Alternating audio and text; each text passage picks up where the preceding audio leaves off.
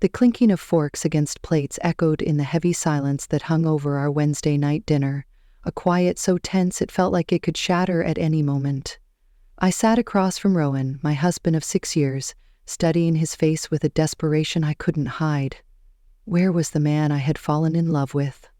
His eyes avoided mine, fixed instead on his plate as he shoveled pasta into his mouth with an almost frantic urgency, like he couldn't get through this meal fast enough. Something was wrong, very wrong.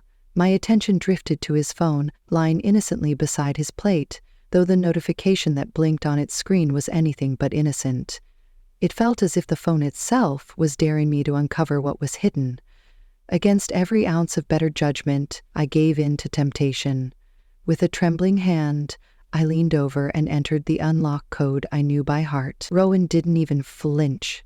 His focus on his food was so intense it was almost comical, if not for the storm brewing in my chest. And then I saw it. The message stared back at me like a neon sign of betrayal, its words cutting through me like a knife. Can't wait to feel you inside me again. Meet at our place in an hour. My stomach churned as I read the sender's name. Marcella. I read it again, hoping, praying that I'd somehow misinterpreted it, but the words remained the same, etched into my mind like shards of broken glass. This was the reason behind his recent behavior. The distance, the late nights, the far-off look in his eyes whenever I tried to connect. It all made sense now. My heart pounded in my chest as the weight of the truth settled in, suffocating and undeniable. Rowan had perfected his act, and I had fallen for it. But now, the mask had slipped, and there was no turning back. "Everything okay, honey?" Rowan asked, snapping me out of my daze with that perfectly innocent tone he'd perfected over God knows how long. I slid his phone across the table, unable to find any words. His eyes went wide as his mask finally slipped, allowing a flash of panic to streak across his face. In that moment, I realized the man I thought I knew had been an illusion all along. "Ilara, I can explain," he started, but I cut him off with a raised hand. "Don't bother," I said, my voice trembling with a mixture of heartbreak and rage. "Just tell me one thing. How long has this been going on?" Rowan opened his mouth and closed it again, his shoulders slumped in apparent resignation. 6 months, he finally admitted, the words landing like a kick to my gut. 6 months? Half a year of lies and deception while I blissfully carried on, tending to our home and planning a future with a man who had already checked out of our marriage. "Who is she?" I demanded, though I already knew the answer. "Marcella," the beautiful 20-something interior designer that had worked on a project in Rowan's office. He let out a bitter chuckle. "Does it really matter? She's someone who made me feel things I haven't felt in years." His words lacerated what little remained of my heart. I wanted to crumple to the floor in anguish, to scream until my throat was raw, but I refused to grant him the satisfaction of seeing me so thoroughly broken. Mustering every ounce of strength, I rose from my chair and headed for the door, grabbing my purse along the way. "Where are you going?" he called after me, the first traces of concern entering his voice. I turned back to face him, my vision blurred with unshed tears. "I'm leaving," I stated, my voice dripping with finality. "And when I get back, you'd better be gone, because I don't even recognize you anymore." Yanking the door open, I stormed out into the night, each step away from my sham of a marriage fortifying my resolve. I had been a fool to believe in the picture-perfect life we had constructed together, but that illusion had finally shattered, irrevocably broken beyond repair. I spent a restless night at a hotel, tears streaming down my face as the full weight of Rowan's betrayal crushed me. How could the man I loved, the man who vowed to cherish me, have so callously thrown away our marriage? The next morning, blinded by hurt but determined to take action, I contacted a private investigator, recommended by a friend who had gone through an ugly divorce. Within 24 hours, he had uncovered a sordid trail of evidence that left me shaking with rage and disgust. Rowan hadn't just been having a fling with that vapid interior designer, Marcella. The investigator's report revealed multiple affairs spanning over a year, including emails, credit card statements, and dated photos of Rowan entering different hotels with various women. "I'm so sorry, Mrs. Davies," the investigator said, as he laid out the damning dossier on my kitchen table. Your husband has been quite prolific in his indiscretions. I clenched my fists, fighting back waves of nausea. One name and face in particular leapt out at me. Marcella, the woman whose taunting text had blown the lid off this whole sordid affair. I want to know everything about her, I told the investigator, my voice hardening with fury. Wherever she lives, where she works, all of it. 2 days later, he provided me with an address, a swanky apartment in an upscale part of town that I could never have afforded on my own. Rowan must have been funneling money to keep his mistress living in luxury while I stayed at home obliviously. Consumed by a reckless impulse, I drove to Marcella's place, letting myself into the lobby with the temporary code the investigator acquired. Her door was unlocked, the perfect opportunity to corner the woman who had helped decimate my life. I stormed inside, greeted by a lavish interior that instantly confirmed my husband's lover didn't lack for expensive tastes. "Hello?" a silky voice called from another room. "Is that you, Rowan?" I clenched my fists as the lithe raven-head seductress glided into view, clad in nothing but a silk robe that clung hungrily to her skin. Her eyes went wide when she saw me. "You?" I spat through gritted teeth. "You're the whore who destroyed my marriage. Rather than having the decency to look ashamed," she arched one perfectly groomed eyebrow as a mocking smirk played across her plump lip. "Well, if it isn't the famous Mrs. Davies. I was wondering when you'd show up to get a good look at the woman your pathetic husband can't resist." White-hot rage engulfed me, and before I could stop myself, my hand lashed out, cracking across her smug face with a resounding slap. She gasped, recoiling in shock, and I felt a savage thrill at having finally wiped that superior look off her face.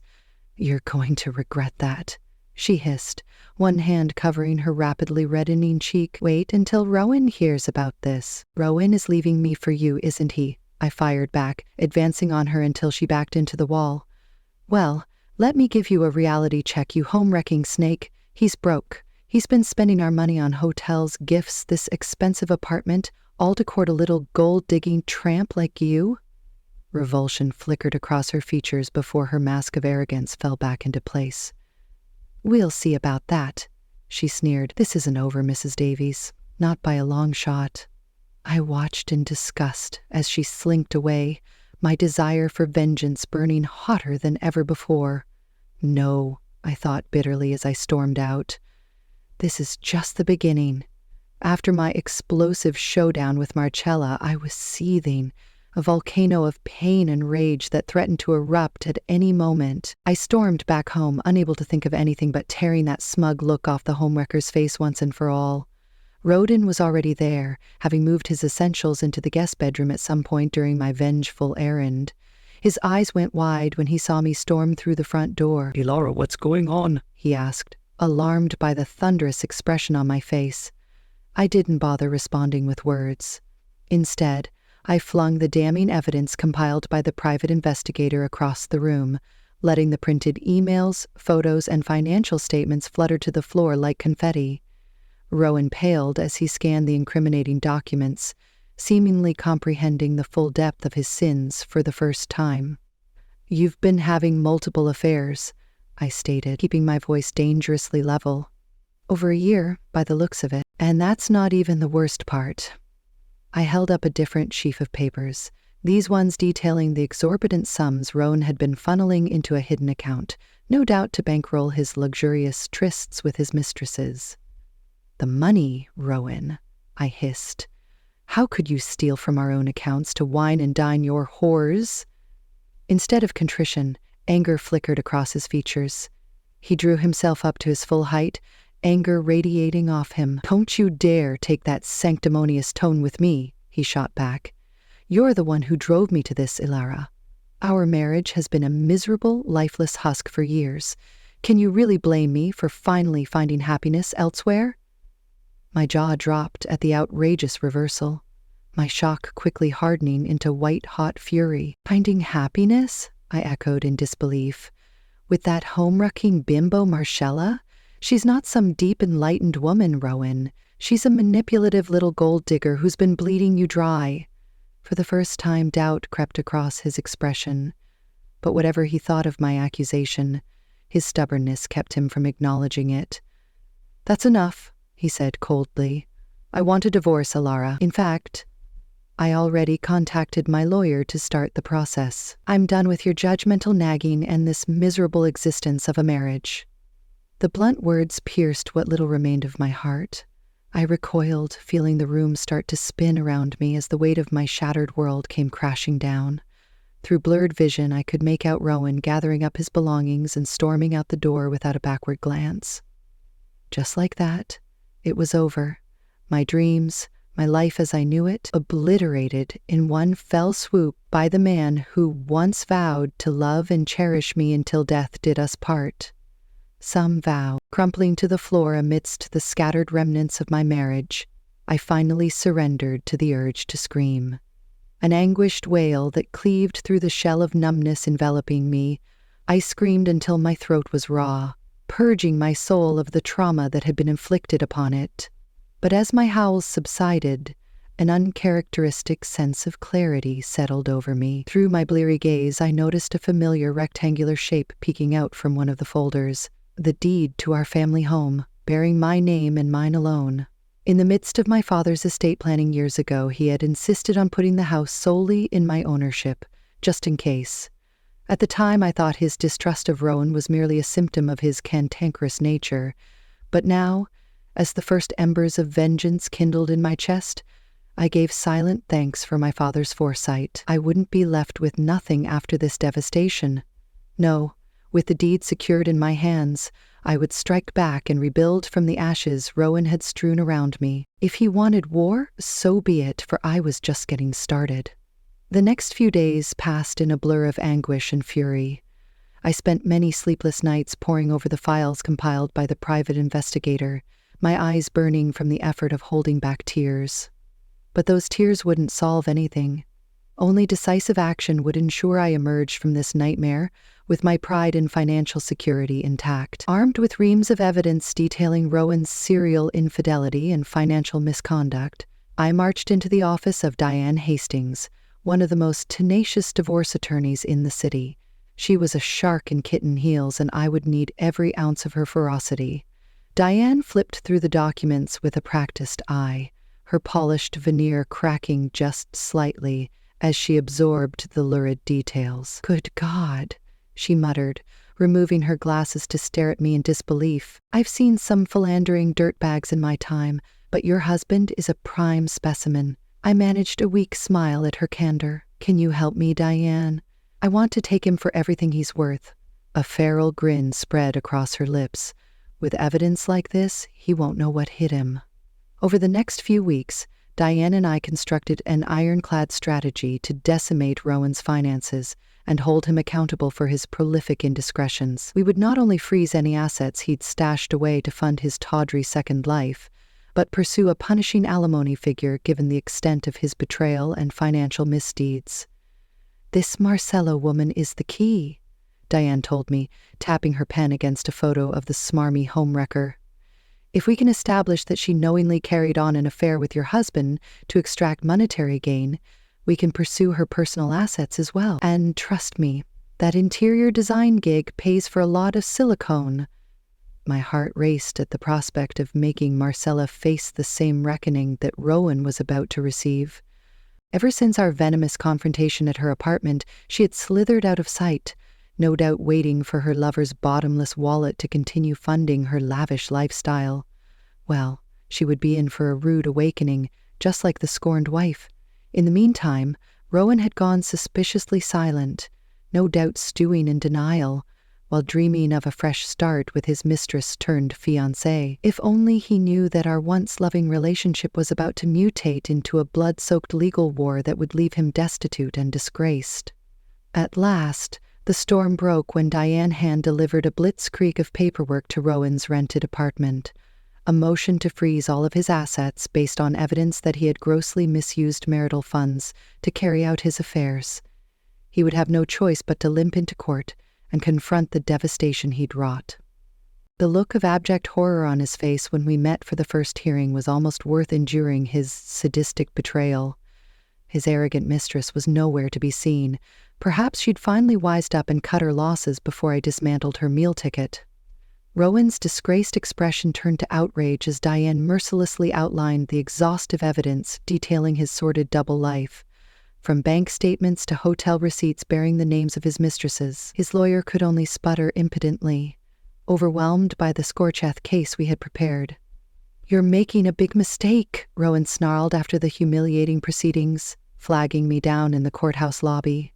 For a fleeting moment, the man I had once loved flickered in his eyes. "Alara, we can stop this. We can work things out, start over." I regarded him with icy disdain as Diane looked on, ready to pounce if he dared to push further. "Did you honestly think I would just slink away and let you ride off into your pathetic second life?" I asked, reveling in the sting of my words. His face hardened, his features twisting into an unrecognizable sneer. "You're going to pay for this, you vindictive bitch!" Diane immediately stepped between us, her hand raised in warning. I flashed her a reassuring glance. After everything he'd put me through, his impotent threats bounced off my newfound armor of indifference. "Believe what you want," I said, turning to walk away. "I want you to remember one thing as we proceed forward. You brought this upon yourself, Rowan, and I'm just getting started." In the aftermath of that explosive first hearing, the legal battlefield between Rowan and I devolved into a morass of vicious mudslinging. His lawyers accused me of fabricating evidence, of secretly meeting with other men to manufacture his indiscretions. A rich claim, coming from a man who had been paying for not one but multiple mistresses over the course of our marriage. I simply steeled myself against the slander, focusing on the righteous fury burning within me every time I thought of his betrayal. Diane assured me these were merely desperate gambits to create smokescreens. "The evidence trail doesn't lie," she stated with sterile confidence. "All we need is for one crack to appear in his sordid facade, then his entire life crumbles." Fate seemed determined to provide me that crack in the most unlikely of ways. While updating the private investigator on the latest legal wrangling, he made an offhand comment that stopped me cold. "That Marcella woman certainly gets around, doesn't she?" I froze, my hand clenching around the phone. "What do you mean by that?" "I've been doing some digging on Miss Perfect," he explained. "Turns out she's not just shacking up with your soon-to-be ex. I have proof she's also entertaining an older, wealthier businessman on the side." White-hot indignation blazed through me at the thought of that smug, silicone-saturated snake pulling the same duplicitous act on multiple men. So much for her claims of being some love-struck victim of circumstance. In that moment, a deliciously devious plan began taking shape in my mind. "Keep looking into this other man," I instructed the investigator. "I need to know everything. Who he is, where they meet, all of it." A devilish grin spread across his weathered features. "You've got a juicy one in mind, don't you, Mrs. Davies?" I matched his expression with one of cold, purposeful resolve. "Marcella thinks she can sink her claws into married men without consequence?